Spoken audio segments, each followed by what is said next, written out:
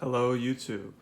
So the purpose of this channel is to educate anybody interested in actually starting a Pokemon grading card business, where you take raw cards, send them off for grading, and take the graded cards that you get and sell them digitally online, through eBay, or for me specifically through eBay. I think it's the best place to do it online.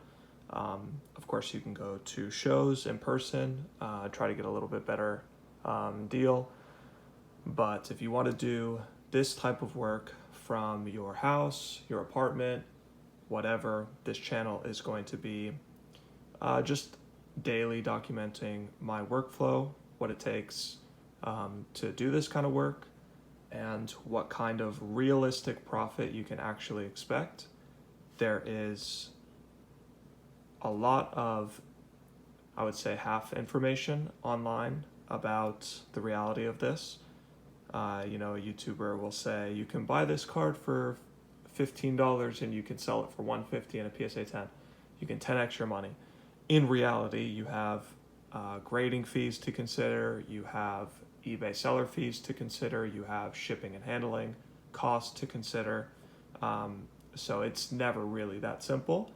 You also have to consider it not getting a PSA 10, what that involves, the risk that you take on there, how long you have to hold, that money waiting to get the PSA returns back. Show you quickly, but I have, a couple hundred cards here. I got some returns recently. There's some more stuff over there. So the entire process is really fun, honestly, if you love Pokemon and you enjoy working with these cards. I don't think it's gonna make you a millionaire, this kind of work, but for me, the reason I do it is I love working with Pokemon cards. I've had a passion for it for most of my life, and this way it allows me to work with these cards, have them in my hands, make somewhat of a actual memory with these cards instead of just seeing them online and thinking about how cool it'd be to have one. I think having a collection as large as the amount of product that I move would be really cool, but also unrealistic that I would actually look at everything every day. So for me, when I get to move these cards and I get to actually interact with them and touch them, package them, know they're going to somebody that's collecting these, that has a place for them in their own personal collection, I think is really rewarding, really satisfying. And yeah, I get to actually physically look at these beautiful cards on a basically daily basis. I get to make a little bit of profit, realistic profit, and it's really fun, really satisfying work, but it's also not the kind of dreamland painted picture that some of these YouTubers will say you can 10x your money. It's just not realistic. So I'm going to go through. I had a buyer today. I have here 4 total copies of this Pikachu from Crown Zenith. The Secret Rare 160 out of 159. Super cool card. Love this card. I think it will do well in the long run. I had a buyer from Singapore. Thank you to this buyer for he picked up these 4, and he also picked up these 4 EV promos. The one from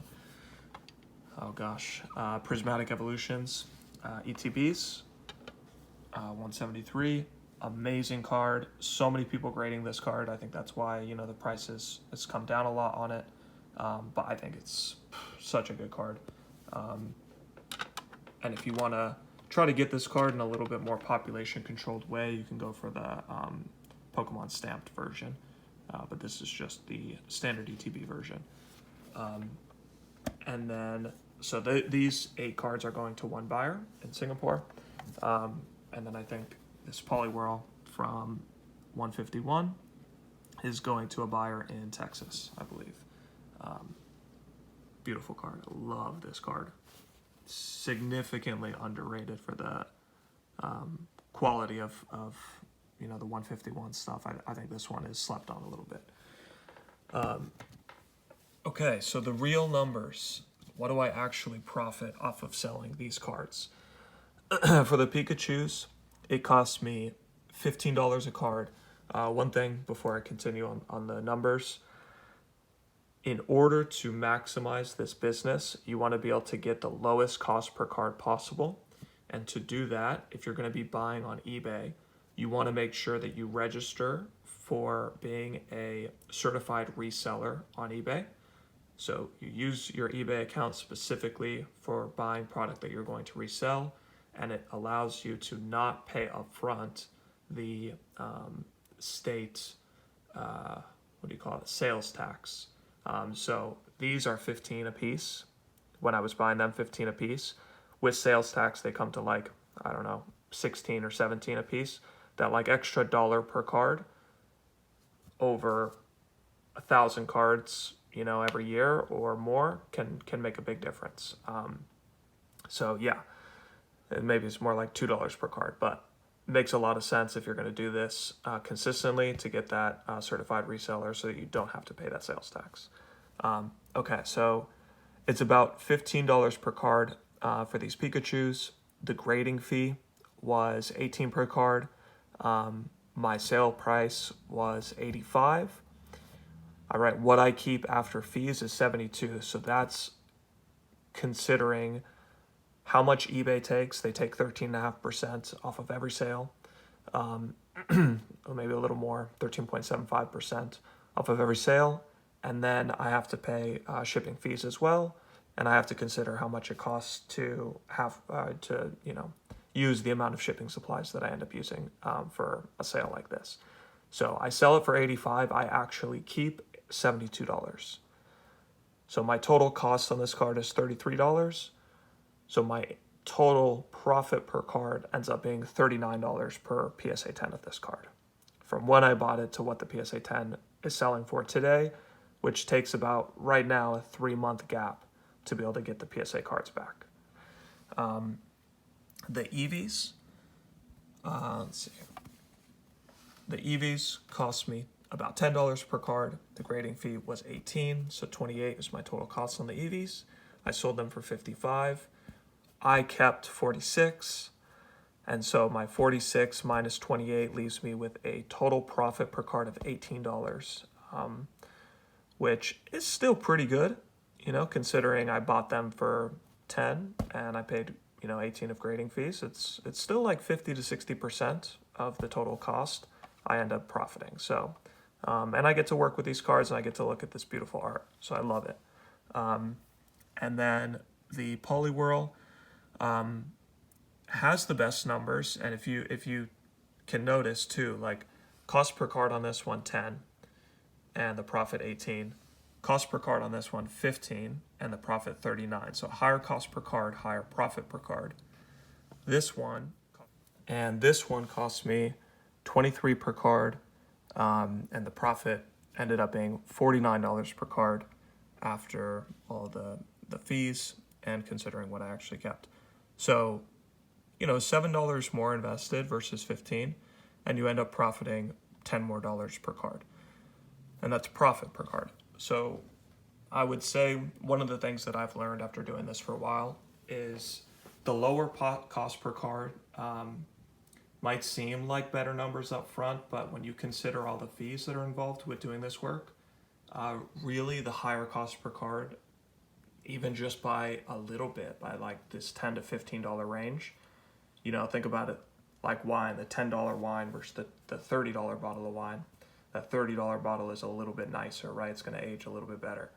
Same thing here. And so you spend a little bit more up front, you put a little bit more in per card, but it ends up being significantly more profit in the long run, you know, so for me, I have started focusing a bit more on the higher cost per card, at least $20 to $30 range instead of the $10 to $15 range. There's still great value in some of the $10 to $15 range cards.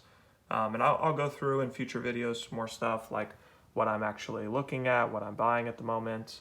I don't know what it looks like to list these things, PSA returns, you know, what the PSA numbers look like and everything. But I just wanted to get a quick video out.